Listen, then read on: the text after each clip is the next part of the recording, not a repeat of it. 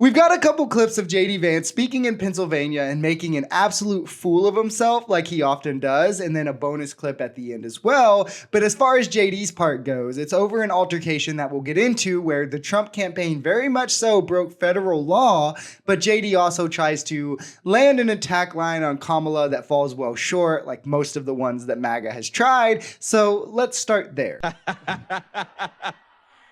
Ma'am, I don't need a teleprompter. I've actually got thoughts in my head, unlike Kamala Harris, who had their loved ones die 3 years ago at Abbey Road.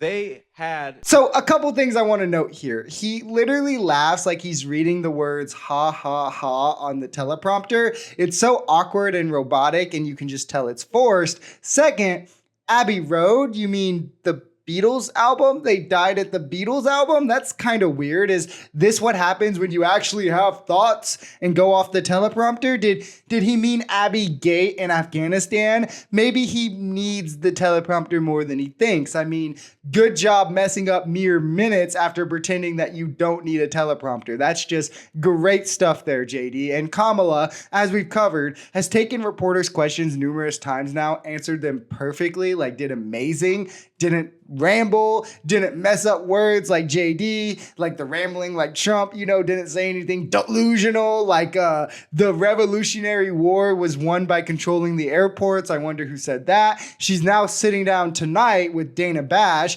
and has agreed to the debate with Trump with no hesitation, all unscripted, no teleprompter events. But yeah, she really just can't speak without her teleprompter. Totally believable. Totally something that'll win you guys votes to say. Now, it is amazing to me that you have apparently somebody at Arlington Cemetery, some staff member, had a little disagreement with somebody, and the media has turned this into a national news story. Yeah, this literally just happened, again showing Trump's lack of respect for veterans and their ceremonies, as his team was involved in an incident with the cemetery employees where they physically pushed them and verbally assaulted them as well, as they were breaking the law and the employees tried to stop them, as federal law prohibits political photography at the cemetery, especially during the proceedings, yet Trump still brought them with him in attempts to get videos and photos of him there, which he later posted on TikTok, showing kind of the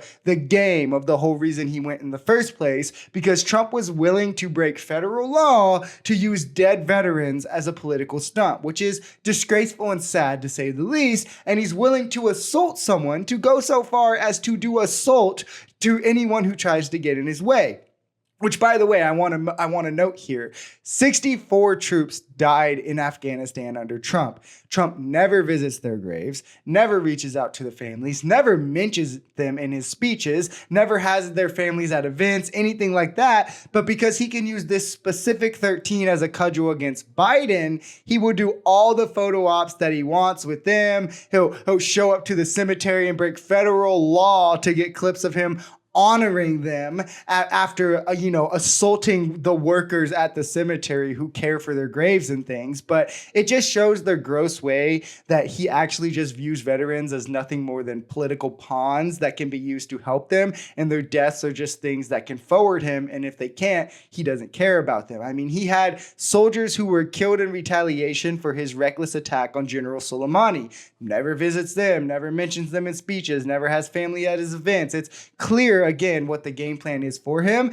and that was all we had of JD Vance and this disgraceful actions taken by the Trump campaign. But I do want to add a clip at the end of RFK Jr. in, because there's been some really stupid, for lack of a better word, talking points going around Twitter about his ballot access that cult members and clowns alike are trying to repeat and create a narrative that, of course, I have to fact check and shut down. Dems force RFK onto ballots.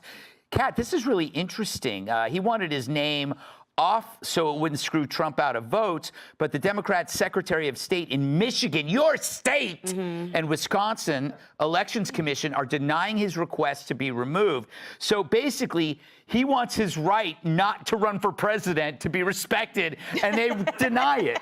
Now, I want to clear a few things up because he does say election commission, but he first says Secretary of State and then leaves a long pause to hope that, you know, when he quickly says election commission, you won't catch it. And he wants you to think that it's the Secretary of State because the Secretary of State in those states are Democrats. And he wants you to think it's the Democrats who are doing this, when in reality, it's the election commissions who voted on this. And they are always bipartisan, equally Republican and Democratic. And they are who decide these kinds of things, which the statute literally says, like state law in these states literally says, and I'll put the full thing on the screen, that if you file nomination papers and you qualify for nomination, you can't then decline the nomination. Only in the case of death would you be removed from the ballot. The small party he was running on doesn't have the infrastructure to replace him anyway, so it's literally the state law that MAGA is just like, this long-standing state law that existed before Trump is only being used as a conspiracy against Trump.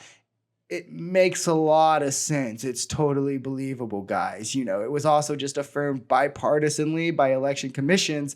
Yet, of course, this is just a conspiracy of the left. The election commissions are in on the conspiracy, as if Kamala hadn't already been surging past him in the polls in these states because, you know, this is just election interference, but Trump's attempt to pressure state officials and use fraudulent electors in 7 states isn't election interference. It makes a lot of sense. It's totally not propaganda, and we all believe it. If you enjoyed this video, we're Social Society. We're a commentary channel influenced by politics, society, and the economy. We are pretty left-leaning on this channel, but we're open to our right-wingers as well. The biggest thing here is having conversations that get everyone to the bottom of the truth. If that sounds like something that could interest you, consider smashing that subscribe button, leaving us a like, or commenting on this video. We even have memberships available as low as $3 if you'd like to support, because the only way we become a society is together. Peace.